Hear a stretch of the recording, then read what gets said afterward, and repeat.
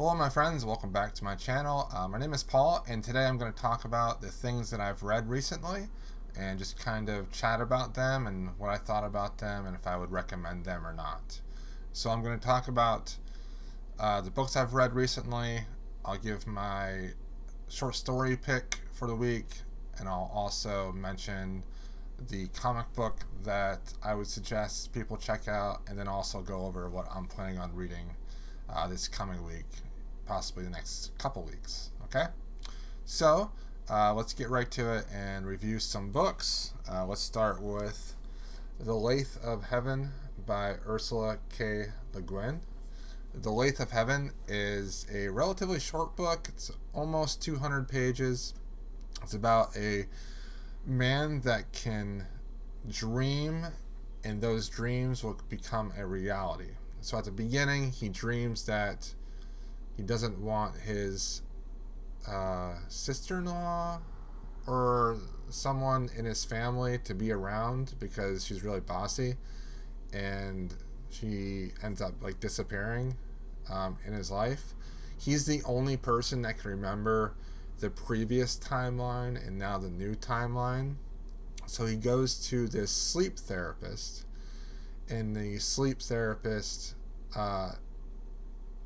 acts like they don't see the difference either, but they really can. And so the sleep therapist manipulates the guy into dreaming the things that he wants to change in the world.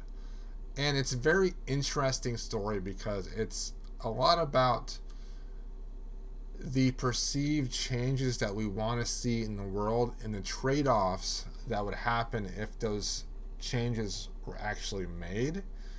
And it reminded me a lot of like the old Three Wishes scenario with genies, that sometimes if you don't word something or do something absolutely correct, there will always be this weird side effect of your wishes.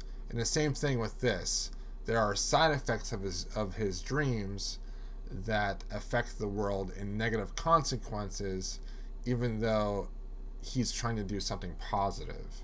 I thought this was pretty good. I thought it was really intelligent, insightful, and when the dreamer ends up falling in love, having to decide on your happiness versus the general happiness of the world is a very difficult decision to make.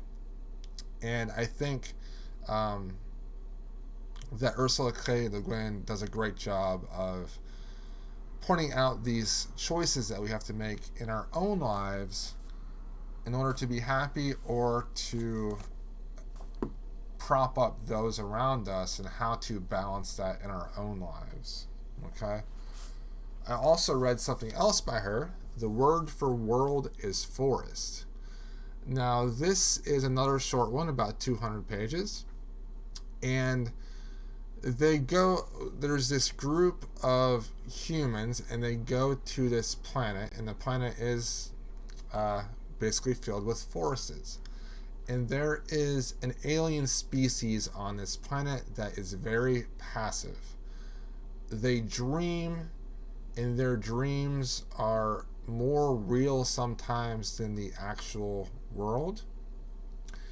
And they end up becoming basically slaves to the invaders, the human invaders, until one of them fights back and has this new, more aggressive personality. And what this book really did for me was it showed the idea of colonialism, imperialism, and how bad that can be to the ecosystem that is already in place, and how it can actually change the people that the imperialists come in contact with. So the individuals in this book, the aliens, are so passive and they're peaceful, but once the humans come in contact with them, they completely change. And what I liked about that story was that we had it told from the side of multiple point of views. So even though there were some humans that were basically despicable individuals, part of the story was told from their point of view. And it reminded me a lot of politics in our world, where from certain point of views, they believe 100% that they're correct and that they're okay. And so I thought that was really interesting in that story, from a story that was written like in the 1970s. So it was pretty good. Both of those were fantastic. I liked both those stories. Lewis McMaster Bujold, The Warriors Apprentice. This is the first book where Miles is as the main character. Miles for course again. And I really did enjoy this. I was watching a live stream yesterday, actually, and they talked about how Miles is the smartest, dumbest person ever. And that's what makes his character so interesting. I can't wait to get to that side of him. I didn't see that side of him in this book much. More of what I saw in this book was his genius, his communication skills, and his ability to take a situation that is basically lost and turn it into his favor by manipulating and using his words to pretty much get his way.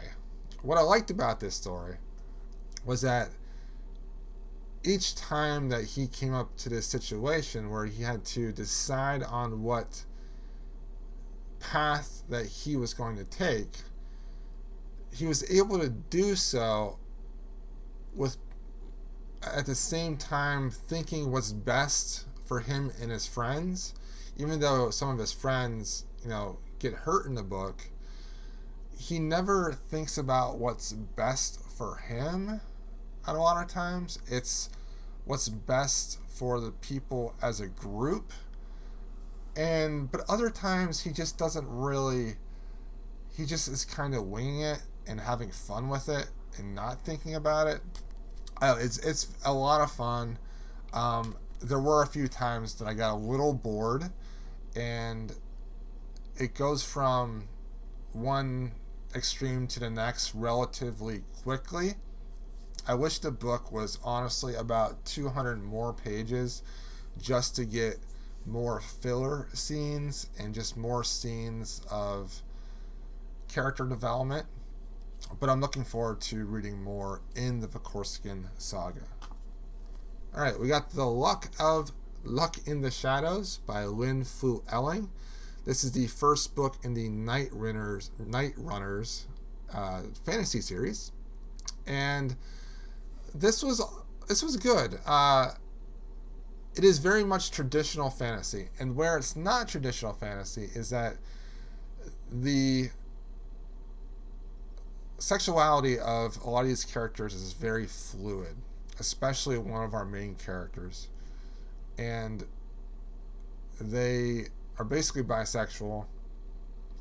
And so the world is seen a little bit different than other traditional fantasy stories. And this was written in the 90s, I believe. Let me just double check.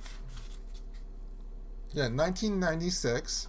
So it was definitely ahead of its time as far as adding non-traditional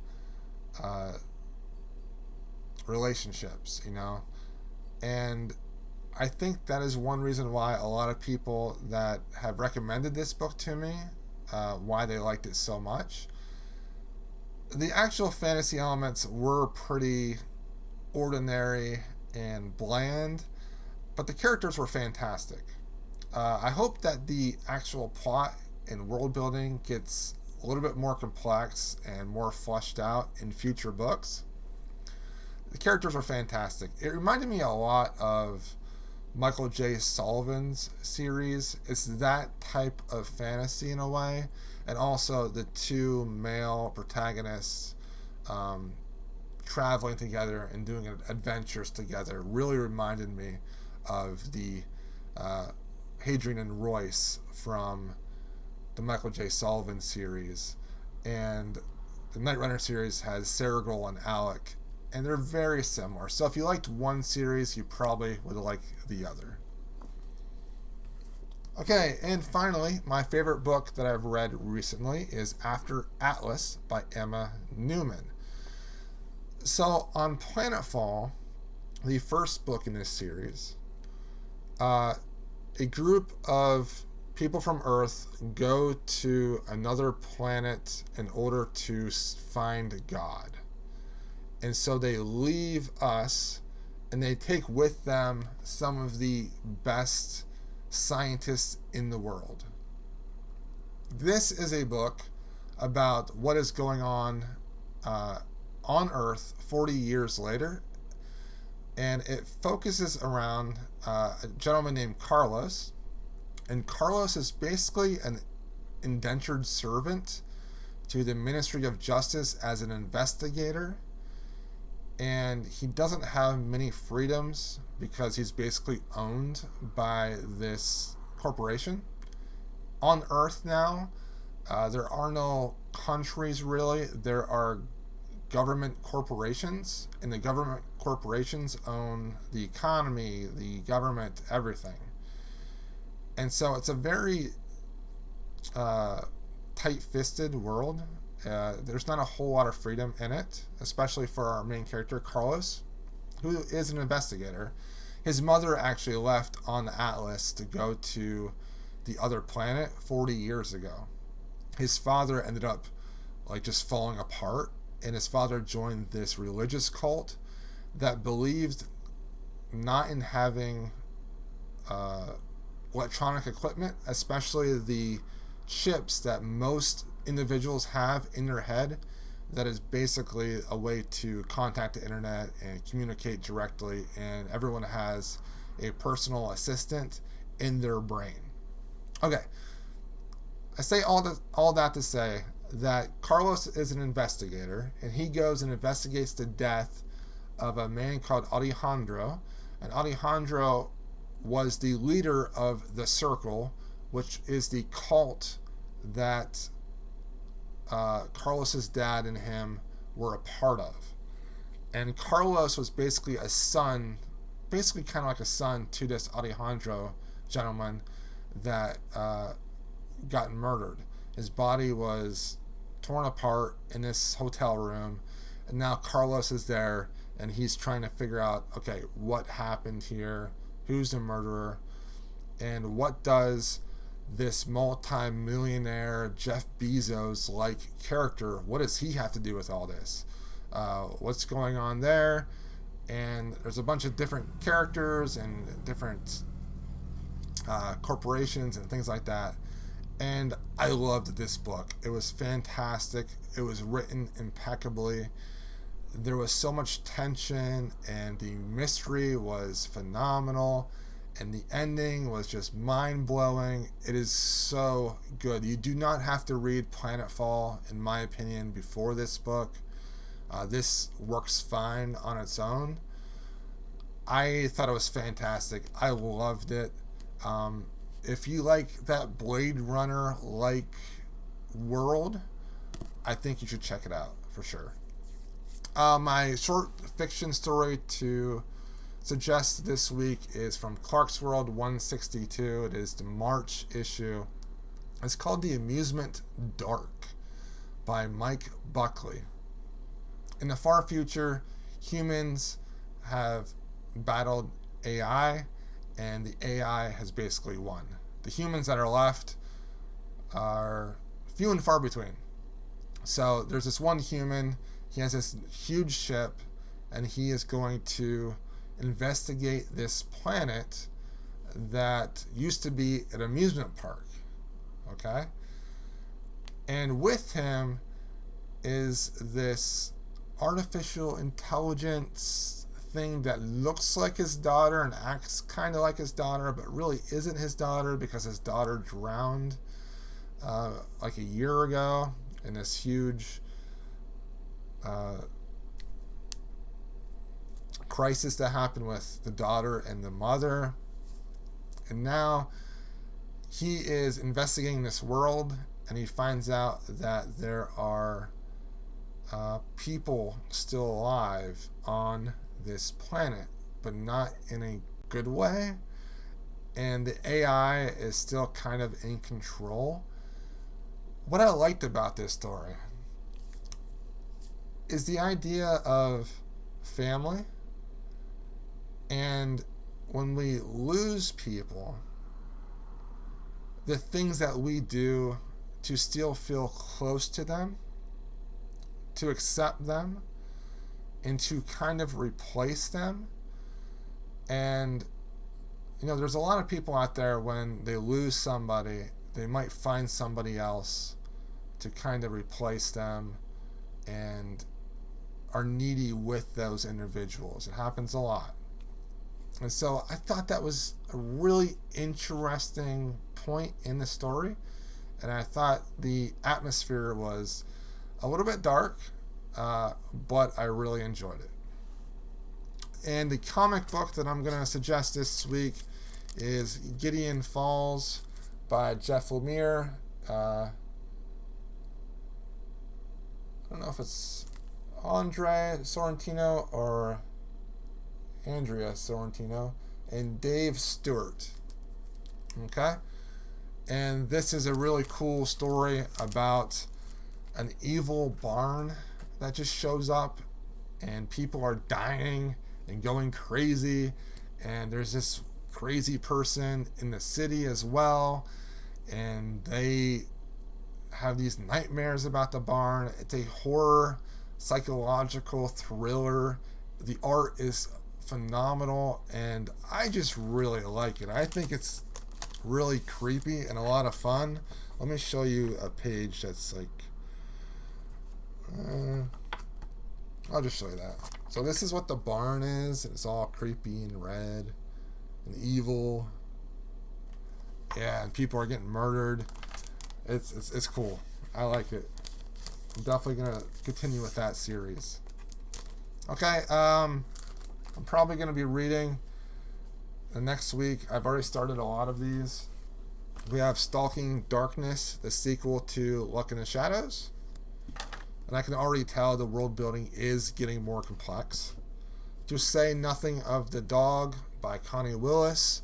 If you saw my review for Doomsday Book, you knew I love Doomsday Book, and I'm liking this a lot so far. A lot more comedy.